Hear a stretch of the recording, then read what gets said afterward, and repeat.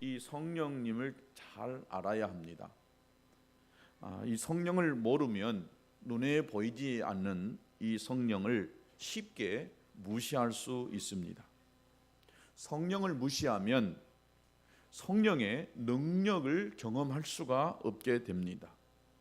성령을 무시하고 또 의지하지 않으면 우리 삶에 변화가 일어나지를 않습니다.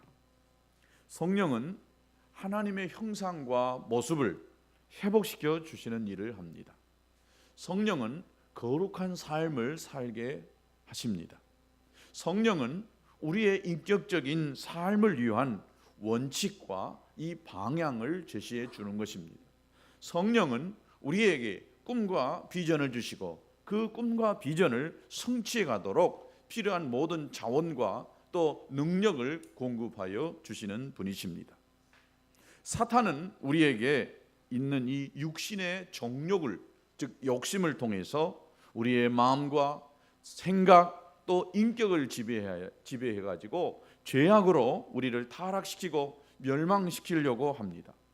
하지만 이 성령님께서는 우리의 영을 소생시킨 후에 우리의 영을 통해서 우리의 마음과 생각과 인격을 다스리십니다.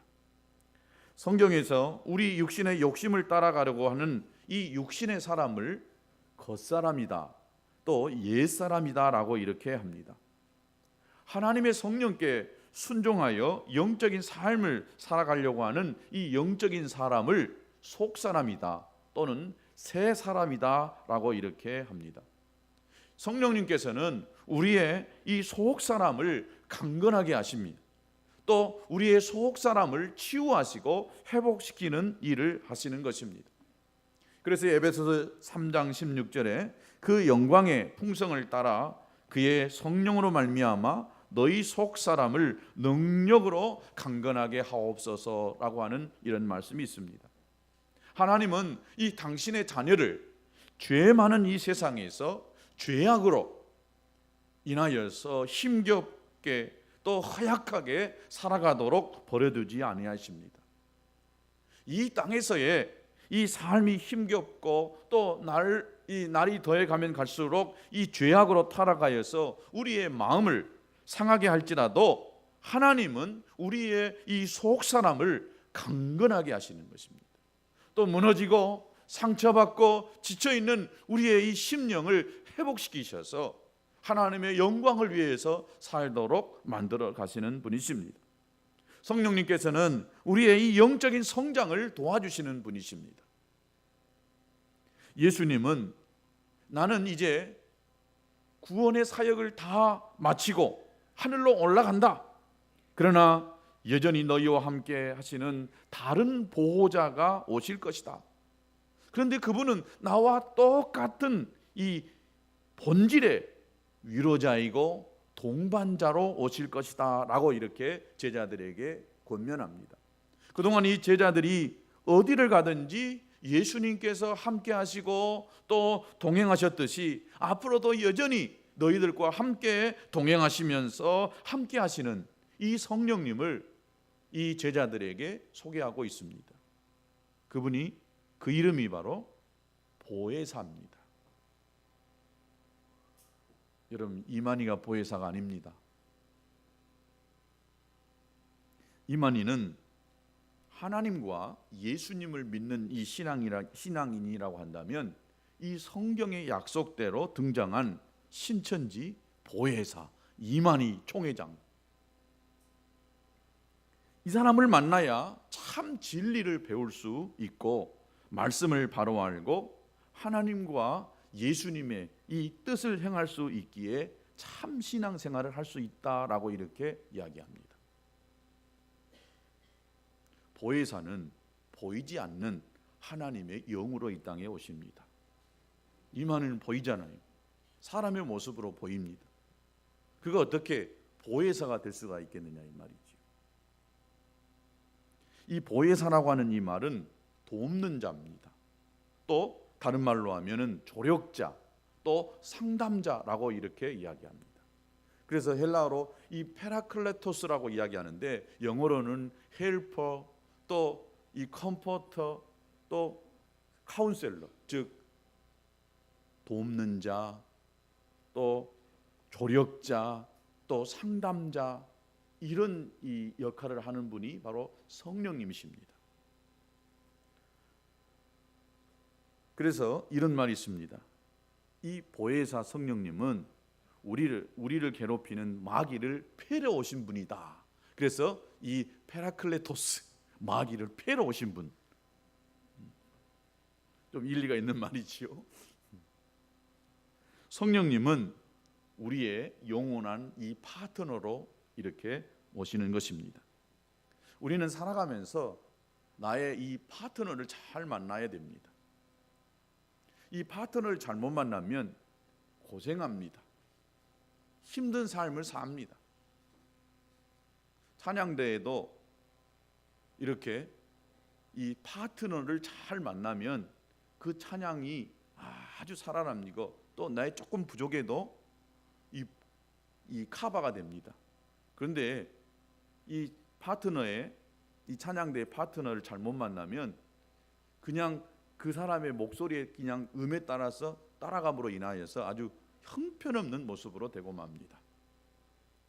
제가 운동을 하는데 이 운동할 때도 특별히 이 테니스에는 이 복식 경기를 하다 보니까 반드시 내 파트너와 같이 이렇게 한 팀이 되어져서 이렇게 싸우게 됩니다. 그런데 이 파트너가 누구냐에 따라서 그 게임이 이길 수도 있고 질 수도 있고, 또 굉장히 재미난 게임을 할 수도 있고 그렇지 못한 게임을 할 수도 있는 것입니다. 그래서 좋은 파트너를 만나려고 애를 씁니다. 여러분도 앞으로의 삶에서 좋은 파트너를 만날 수 있게 되기를 축복합니다. 신앙생활도 어떤 파트너를 만나느냐에 따라서 이 신앙의 성숙에 아주 결정적인 이 역할이 되어지는 것을 봅니다. 그런데 이 성령님은 우리와 영원히 함께 하시는 파트너입니다. 할렐루야. 성령님이 여러분의 이 파트너, 신앙생활의 파트너입니다. 그럼 성령이 누구시냐? 성령이 누구시냐? 몇 가지로 볼 수 있는데 저는 세 가지로 이야기를 드려보려고 합니다. 첫 번째는 헬퍼, 이 돕는 자이시다. 성령님은 무엇보다도 우리의 연약함을 도와주시는 분이십니다.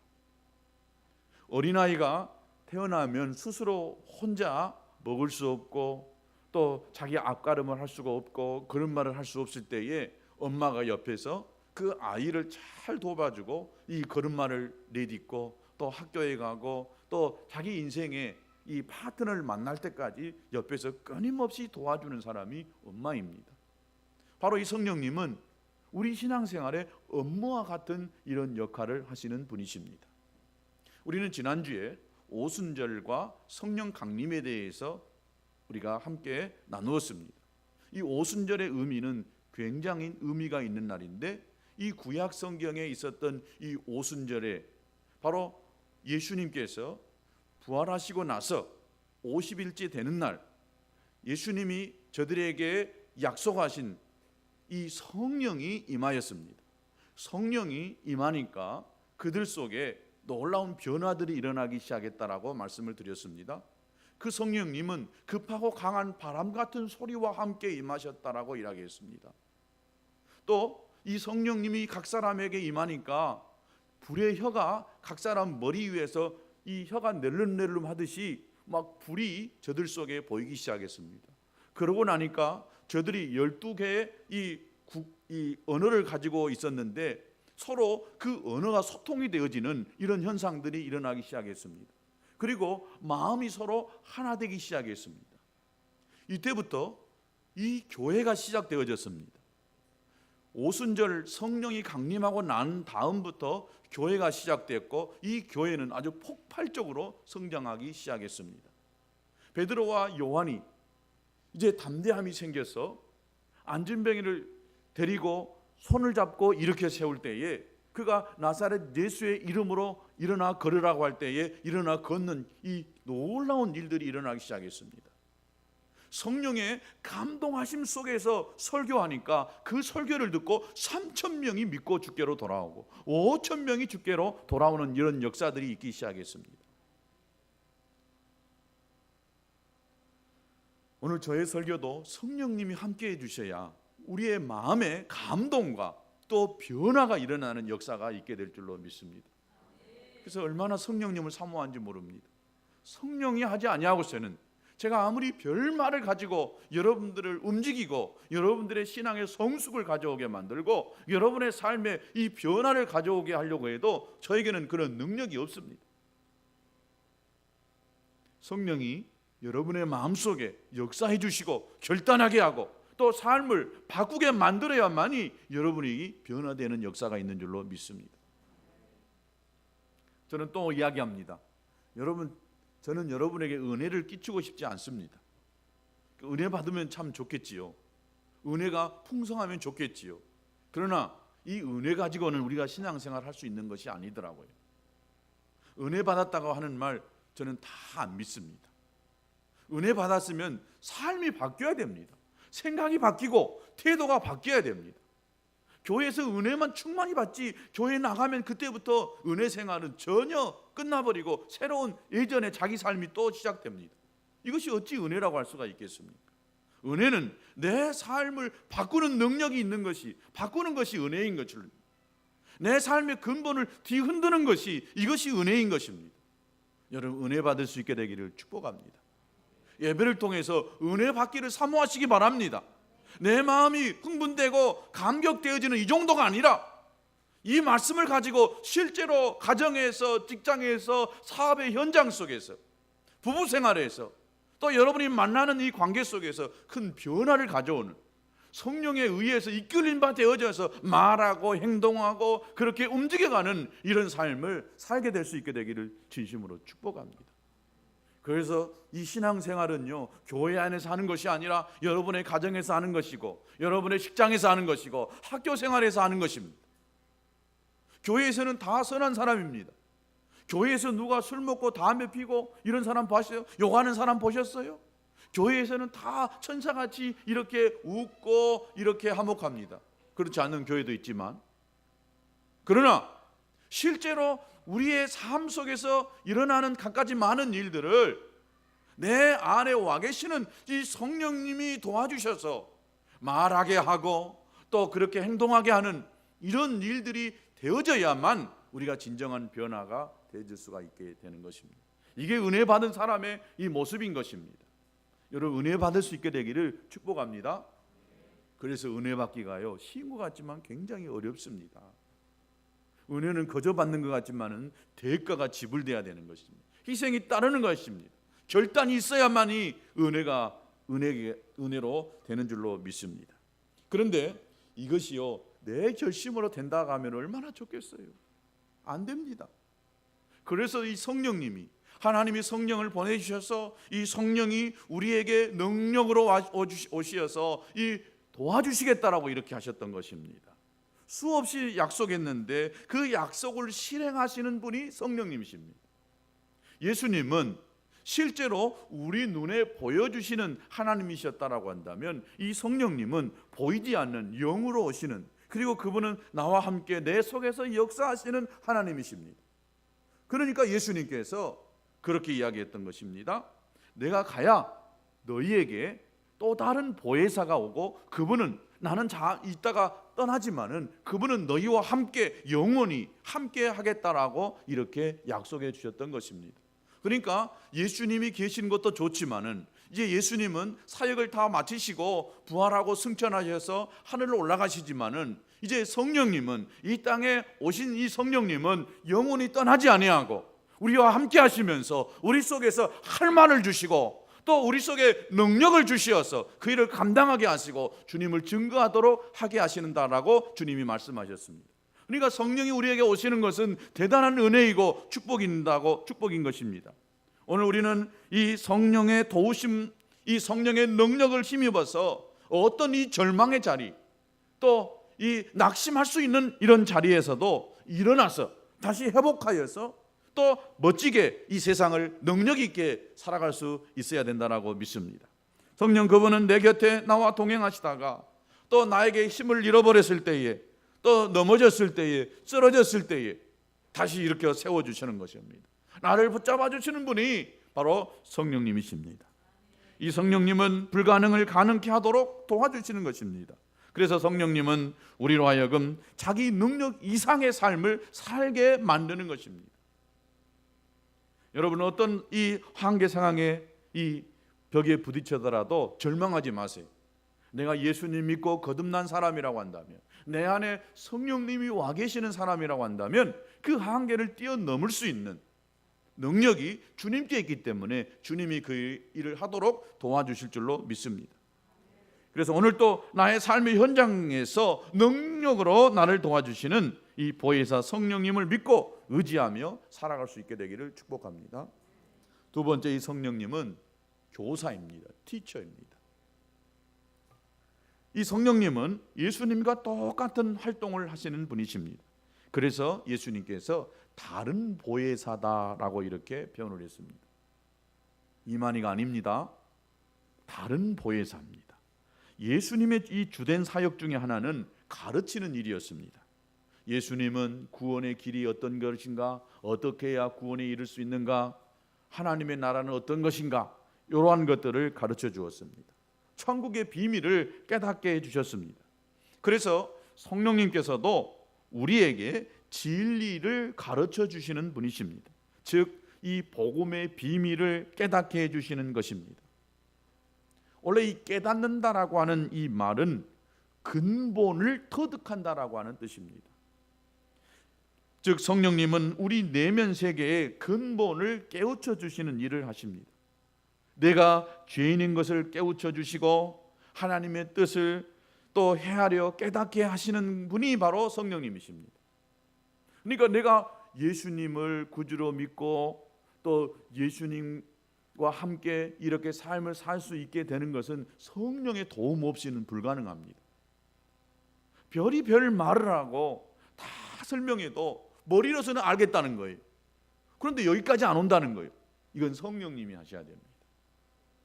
성령께서 그 마음속에 죄인인 것을 깨닫게 하고 하나님 나라의 비밀을 그 마음속에 부어주실 때에 흥분되어지고, 전에 들었던 말씀이지만 이것이었구나, 내가 이걸 모르고 살았구나, 나는 멸망받을 지옥 갈 죄인이구나, 그런데 예수님이 나를 위해서 십자가에 못 박혀 죽으셨구나, 이것이 깨달아지고 믿어지게 하는 이 일을 바로 성령님이 하신다는 것입니다. 여러분, 인간의 영은 죄로 어두워져서 잘 깨닫지를 못합니다. 그러기에 성령님은 우리 마음속에 들어오셔서 우리의 영을 밝혀주시고 진리를 깨우쳐 주시는 것입니다. 혹시 우리 가운데에 잘 깨닫지 못하는 사람일수록 우리는 기도해야 돼요. 성령님, 나로 하여금 말씀을 깨닫게 하여 주시옵소서. 말씀을 들을 때에 그것이 깨달아지고 믿어지고 알아져 가게 하여 주옵소서. 말씀을 듣지만 하나도 깨달아지지도 않고 이해되지도 않고 영이요 딱 덮어 있는 거예요. 어둠이 덮어 있는 거예요. 뭔 말을 하긴 하는 것 같은데, 이해될 것 같은데 전혀 이해되지 않는 분들이 있잖아요. 이런 분들은 주님께 도움을 청해야 됩니다. 하나님, 오늘 또 우리 목사님 설교 내가 100% 알게 도와주시고 깨닫게 하시고 이해되게 해주시옵소서. 그리고 그 말씀이 내 이 영 안에 아주 깊이 뿌리 내려서 나의 삶을 바꾸는 그런 이 말씀이 되게 해 주옵소서라고 이렇게 기도해야 되겠습니다. 만일 깨달음이 더딘 사람이라고 한다면 이 시편 49편 2절을 귀담아 들어보십시오. 종기에 처하나 깨닫지 못하는 사람은 멸망하는 짐승과 같다. 짐승과 같다는 거예요. 말씀을 듣지만 깨닫지 못하는 사람, 이런 사람은 이 죽으러 도살장에 끌려가면서도 자신의 운명을 모르는 짐승처럼 불쌍한 존재라고 하는 것입니다. 사람은 이 더디게 깨달을수록 헛고생합니다. 그래서 여러분, 빨리 깨달을 수 있게 되기를 축복합니다. 그러므로 잘 깨닫는 사람일수록 이 행복한 사람입니다. 특별히 미래가 이 불투명한 이 현대를 살아가는 저와 여러분에게 이 지혜와 계시의 영을 잘 우리에게 허락해 주셔서 잘 깨닫는 이런 은혜가 있게 되기를 축복합니다. 세 번째, 이 성령님은 어떤 분이시냐? 바로 위로자라는 것입니다. 위로자. 우리 예수님의 이 주된 사역은 위로하는 일이었습니다. 이 세상에서 고통받고 또 절망 가운데에 병들어서 죽을 수밖에 없고 또 12해를 혈류증으로 앓아서 고통하면 사람들에게, 안진병으로 있던 사람에게 소경으로 이렇게 앞을 못 보고 또 귀가 멀어서 고통 속에 살아가는 사람들, 죄 중에서 이 죄의식 속에서 사로잡혀서 절망 속에 이 살아가는 사람들에게 손가락질 당하고 멸시당하는 이런 사람들에게 예수님은 찾아가셔서 그들의 손을 잡아주시고 그들에게 위로자 되어주시면서 너희들이 살 길은 이것이다, 이렇게 예수님은 위로자의 사역을 감당하셨습니다. 그런데 이제는 이 우리 안에 계시는 이 보혜사 성령님께서 우리의 이 외로움과 아픔을 위로해 주시는 것입니다. 성령님은 우리의 이 고통과도 아주 밀접한 연관된 분이십니다. 그러기에 그분은 우리에게 진정한 이 상담자로 찾아오셔서 모든 이 갈등의 문제, 이 범민의 문제를 풀어주시는 것입니다. 성령님은 우리의 능력으로 또 우리를 도우시고, 그 능력으로 우리를 도우시고 우리를 깨우쳐 주실 뿐만 아니라 우리 안에 계셔서 위로해 주시는 너무나 좋은 이 상담자인 것입니다. 우리 깨어진 마음, 상한 마음, 이 낙심한 마음, 침체된 마음, 또 어두운 마음을 위로해 주시는 이 분이 바로 우리가 믿고 있는 우리 안에 와 계시는 성령님이시라는 것입니다. 예수님은 하나님 아버지 앞에서 우리를 변호해 주시는 이 중보자였다라고 한다면, 이 성령님은 우리 속에서 우리를 위해서 간구하시는 중보자이십니다. 그래서 무엇보다도 우리의 입장을 대변해 주시는 이 변호사로서 우리를 위해서 기도해 주시는 분이십니다. 그분은 나를 대신하여서 기도해 주시고 또한 나의 딱한 사정을 옹호해 주시고 변호해 주시는 분, 그분이 바로 성령님이신 것입니다. 여러분, 예수님께서 육체로 우리와 함께 계시는 동안 훌륭한 상담자이셨듯이 성령님은 영으로 우리와 함께 하시는 진정한 상담자이십니다.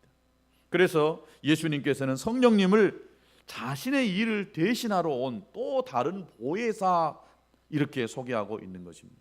즉 예수님이 위로자였듯이 성령님도 위로자이라는 것입니다.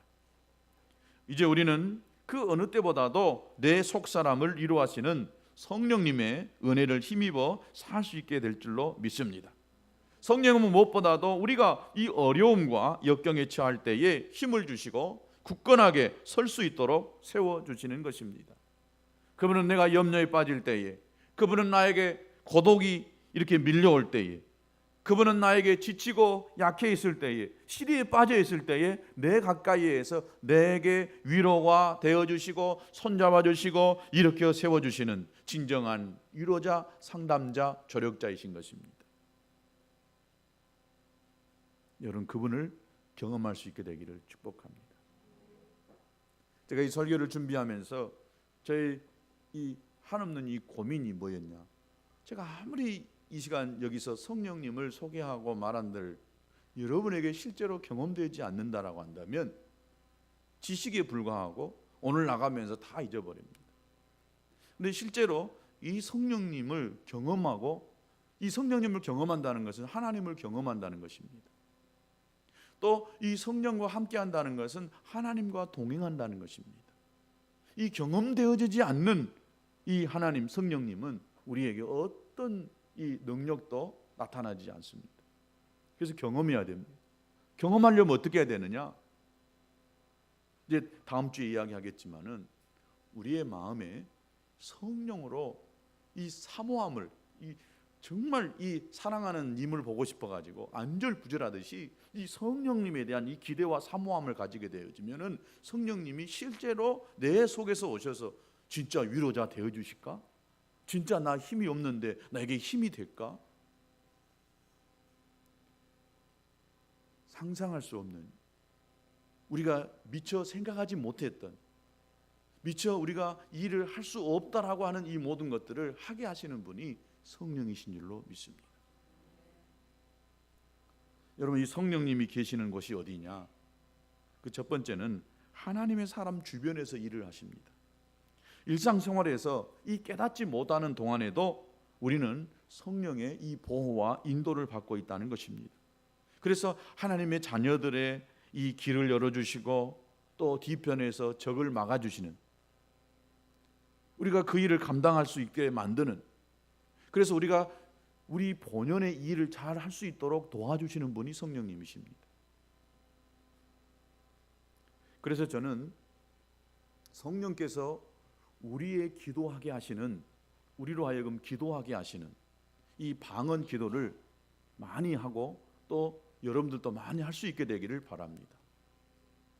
이 방언 기도에는 우리가 거의 대부분 1시간, 2시간을 기도해도 내가 지금 무슨 기도하고 있는지 내용을 알 수 없습니다. 방언 통역의 은사를 주지 않는 한은 내가 하는 이 방언을 알 수가 없습니다. 그러나 여러분, 이 방언 기도에는요, 성령의 이끌리신 바 되어지는 기도이기 때문에 여기에 하나님이 여러분의 마음속에 이 기도하게 하시는 이 감동을 줄 때는 반드시 기도해야 됩니다. 그러면 내가 알 수 없었던 많은 일들을 주님이 이루십니다. 때로는 어떤 위험에 처해 있을 때에 그 위험을 막아주십니다. 그래서 주님과 함께하는, 즉 영으로 주님과 만나는 이 삶의 이 시작은 저는 방언 기도에서부터 시작된다고 합니다. 여러분, 엘리사라고 하시는 분, 구약의 선지자를 아실런가 모르겠습니다. 이 엘리사의 사역 중에서도 성령님이 함께 하셨던 것을 볼 수 있습니다. 이 아람 사람들이 엘리사를 잡아가기 위해서 이 수많은 군사들을 동원했습니다. 그래서 이 도단이라고 하는 이 성을 에워쌌습니다. 그런데 그때에 그들의 눈을 어둡게 해가지고 엘리사를 찾지 못하도록 이렇게 성령님이 저들의 눈을 어둡게 해버렸습니다. 하나님의 사람 엘리사가 있는 곳에는 하나님이 늘 함께했습니다. 그 시대 그 상황에서 이 절박한 이 불안으로 갈등하던 이 엘리사를 도와주셨던 이 하나님이 바로 저와 여러분 속에 함께 하시면서 사람의 눈을 어둡게 하고 또 사람의 손을 통해서 어떤 일들을 만들어 가시는, 지금도 도와주시는 성령님이 바로 우리 안에 와 계시는 성령님이라는 것입니다. 성령님 지금 이 자리에도 함께 계십니다. 아멘. 성령님께서는 우리와 함께 하셔서 도우시고 보호하실 것입니다. 또 실제로 그렇게 하고 계십니다. 두 번째, 이 성령님은 성전에서 일하십니다. 이 성령님은 하나님의 집에 일하십니다. 성령님은 바로 우리 안에 와 계시기 때문에 우리가 성전입니다. 성령이 계시건 거룩한 영이 계시는 곳이 바로 성전입니다. 더불어서 바로 이 예배당 안에 하나님의 영이 와 계시면 바로 이곳이 하나님의 성전인 것입니다. 그런데 이 성령님은 하나님이 계신 곳에 또 하나님의 영이 함께 계시는 것을 우리가 이 성전이다 하는데, 이 교회 공간 안에 하나님이 와 계실 때에 우리는 거룩한 성전이라고 이렇게 표현합니다. 그런데 우리들이 어디서 예배하냐? 성전, 즉 예배당, 또 다른 말로 하면 성전이라고도 볼 수 있는데, 이 공간 안에 건물이지만 이곳에 성령이 운행하시면 이게 성전이 되는 것입니다. 우리 안에 성령이 와 계시면 우리가 성전인 것처럼 이 공간 안에 성령이 운행하시면 이것이 바로 성전인 것입니다. 그런데 하나님이 성전에 거하시면서 하나님의 영이, 성령이 성전에 거하시면서 일하십니다. 구약 성경에 이스라엘이 진중에 성막에 거하셨던 것처럼 하나님의 임재를 그곳에서 나타내 보여주셨던 것처럼 이스라엘이 광야에 사는 동안 하나님께서는 성막에 거하셨습니다. 내가 거기에 함께 있겠다, 내가 그곳에 있겠다라고 이렇게 말씀하셨습니다. 그래서 그 증거로 이 성막이 있는 동안에는 낮에는 구름 기둥이, 또 때로는 불 기둥이 이렇게 항상 그곳에 있었어요. 그러니까 이 성막을 중심으로 이스라엘 백성들이 사방에서 이렇게 흩어져 있다가 문을 열고 딱 보면은 거기에 성막이 보이도록 했습니다. 그리고 성막 위에는 구름이 이렇게 머물고, 그래서 하나님이 지금 우리와 함께 하구나, 이곳에 계시구나, 이것을 알게 해주셨다는 것입니다. 그리고 아침에 일어나면 그 구름 기둥의 흐름을 제일 먼저 살펴야만 했던 것입니다. 구름이 머물고 있음을 확인하는 순간 오늘 또 하나님께서 자신들과 함께 하시고, 그리고 또 하나님께 감사하고 또 감격했습니다. 또 성막을 향하여 저들이 제물을 가지고 나와서 제 용서를 받기도 했고, 그 앞에서 화목 제사를 드리고 서로 화목하기도 했습니다. 또 그 앞으로 감사 제물을 가지고 나와서 감사를 표현하기도 했습니다. 또 그 앞에서 하나님 앞에 이 찬송을 드렸습니다. 이렇듯이 이 광야의 이스라엘은 성막을 중심으로 해서 각 지파가 서로 위치가 결정되어졌고 기능이 결정되어졌습니다. 바로 그 성령님은 오늘날에도 교회 안에 계십니다. 그래서 이 교회 안에 생겨지는 이 모든 일은 성령에 의해서 이루어져야 됩니다. 성령에 의해서 사람이 세워져야 되고, 성령에 의해서 이 예배가 드려져야 그 예배가 하나님이 받으시는 예배가 되는 줄로 믿습니다. 여러분, 성전은 예배의 중심지요 만민이 기도하는 아버지의 집이라고 했습니다. 이 거친 세상에서 온통 상처투성이인 이 현대인들이 용서받고 또 용서를 하는 이 화해의 장소가 바로 이 성전이었던 것입니다. 하나님의 영광을 소리 높여 이렇게 돌려드리는 찬양의 이 장소가 바로 성전이고, 받은 축복과 사랑을 함께 나누는 이 교제의 나눔터, 교제의 장이 바로 성전인 것입니다. 또 보다 나은 내일을 위하여서 절망과 이 좌절을 딛고 일어서도록 성령의 능력을 공급받는 충전소가 바로 성전인 것입니다. 그러니까 여러분, 예배당에 와서 여러분의 영이 충전해져야 됩니다. 성령으로 채워져야 됩니다. 여러분의 영이 이 예배당 안에 와서 채워지지 않으면, 성령으로 기름으로 채워지지 않으면 여러분 세상에서 넘어집니다. 저는 세상에서 살지 않습니다. 교회에서 삽니다.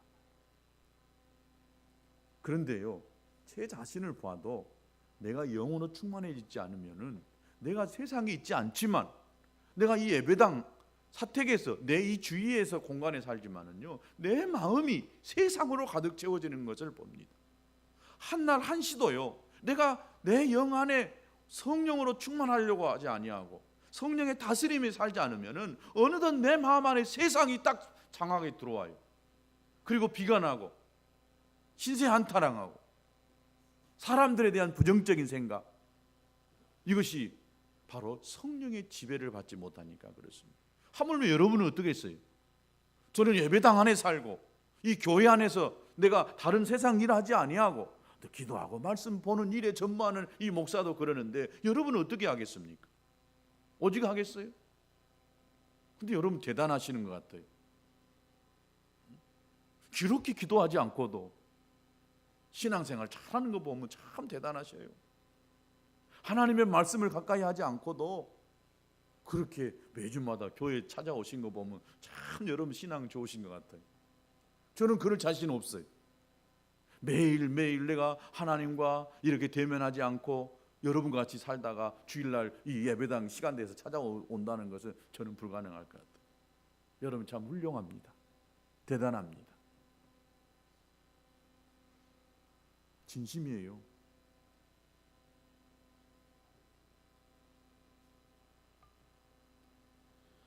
여러분 매일매일 성령의 임재를 가지고 살아야 됩니다.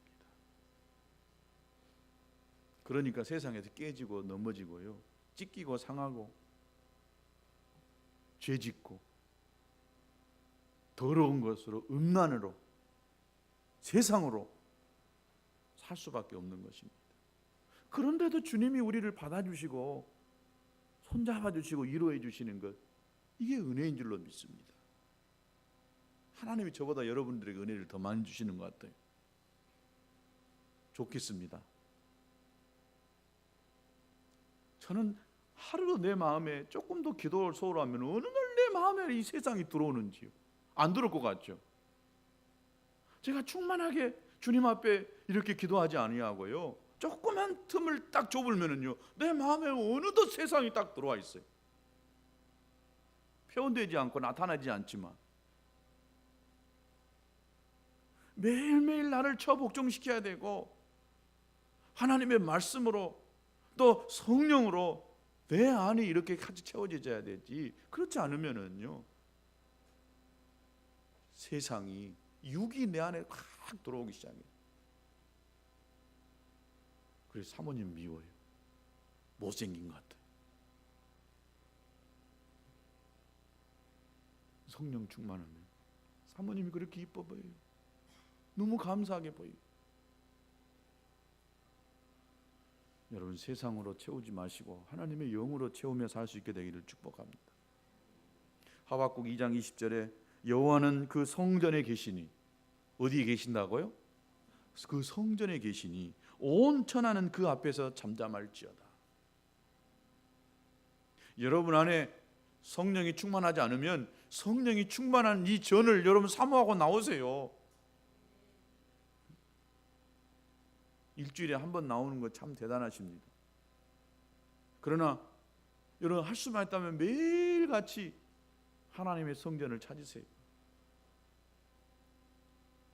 그렇지 못한다라고 한다면 여러분 틈나는 대로 하여튼 모임이 있을 때마다, 예배 있을 때마다 주의 전을 찾아 나오시기 바랍니다. 그래야 여러분의 영이 충전되는 겁니다. 세상으로 가득 채워지는 여러분의 영이 하나님의 영으로 충만하게 채워질 때에 세상의 영이 떠나갑니다. 충전 받으세요. 일주일 동안 살 수 있는 것 충만하게 받았으면 여러분 일주일 나가서 사세요. 그러나 이것이 바닥났다? 그러면은 수요 예배에 나오시기 바랍니다. 그래도 안 된다? 금요일날 나와서 힘써서 아주 목청껏 소리내어 기도하시기 바랍니다. 그래야 하나님의 영으로 충만해집니다.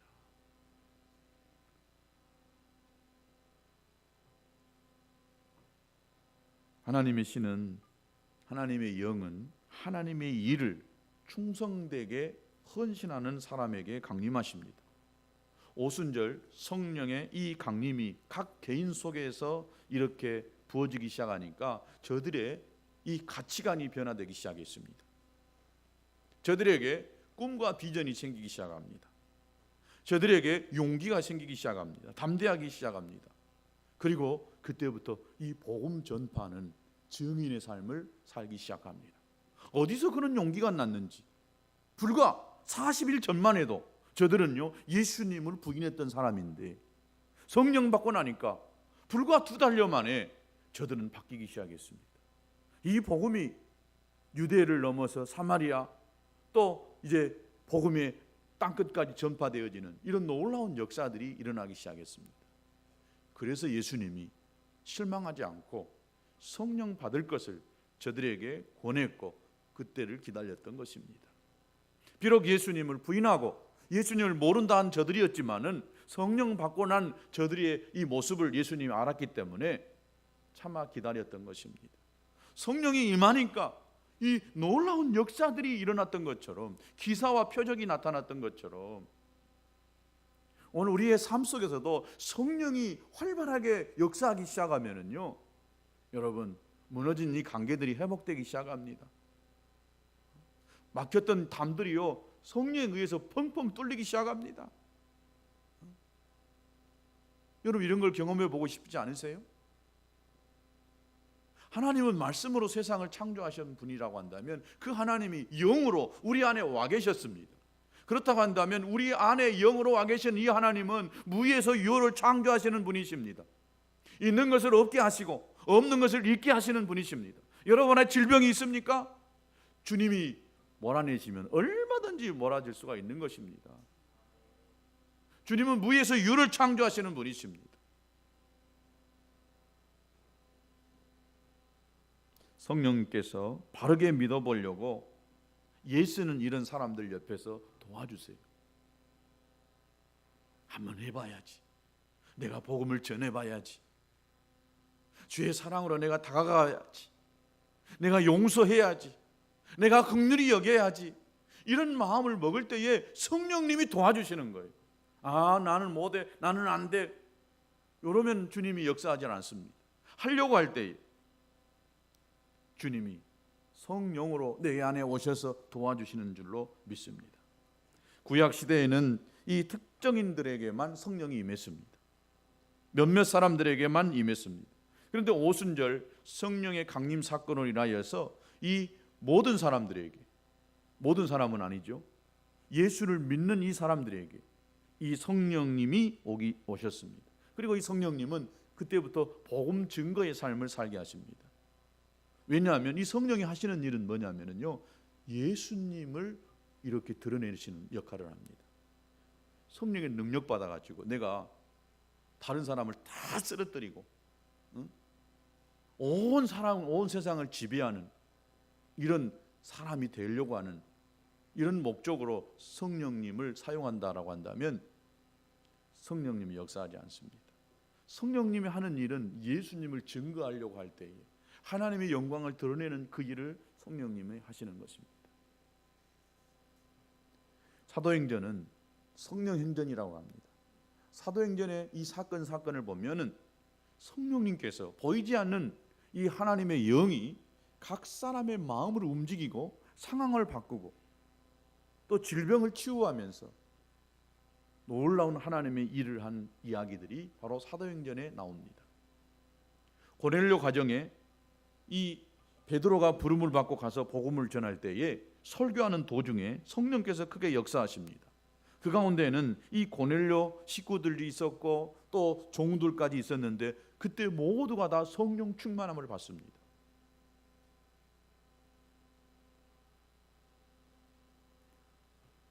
사도행전 19장에 보면 에베소 교회 이 교인 12명에게 바울이 안수할 때에 그 사람 모두가 다 성령의 충만함을 받습니다.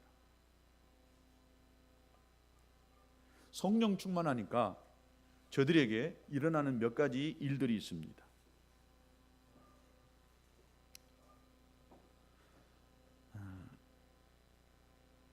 그래서 우리는 성령님에 대해서 무시하거나 또 이 성령님에 대해서 함부로 이렇게 이야기하는, 또 성령을 소멸시키는 이런 자가 되어져서는 안 된다라고 믿습니다. 성령을 여러분의 삶의 변두리에다가 두지 마시기 바랍니다. 여러분의 삶의 중심에 두시기 바랍니다. 성령은 지금도 우리로 청지기로 부름받고 훈련받고 또 준비된 사람을 찾고 계십니다. 일하려고 하는 사람을 찾고 계십니다. 그리고 그 사람 속에 역사하시는 것입니다. 우리와 함께 영원히 함께 계시는 분이 성령님이십니다. 하나님이 내 안에 오셨다고 할 때에 엄밀히 따지면은 하나님의 영이 오신 것입니다. 하나님의 영 성령이 오셨다는 것은 예수님이 오셨다는 것이고 또 하나님 성부 하나님이 오셨다라고 이렇게 볼 수가 있는데, 더 깊이 따져보면 성령님이 내 안에 오셨다라고 이렇게 볼 수가 있는 것입니다. 여러분, 성령님을 경험할 수 있게 되기를 축복합니다. 우리 같이 오늘 이 찬송 성령님 나를 만지소서